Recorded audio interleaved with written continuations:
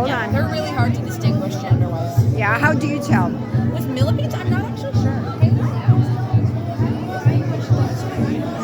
Yes, it is kind of hard though. How many legs does he have? So you see each of these segments. You count all of the segments and times it by 4. That's how many legs he's got. Unless he's missing two, which is a common. Do But they regrow them? yes, when they molt. Yeah. But very, very slowly. It'll take a couple molts. But how we tell if it's a girl or a boy, the 4th segment will look, and if they have a pair, oh, I'm sorry. If he has a pair of legs on the 4th segment, come on.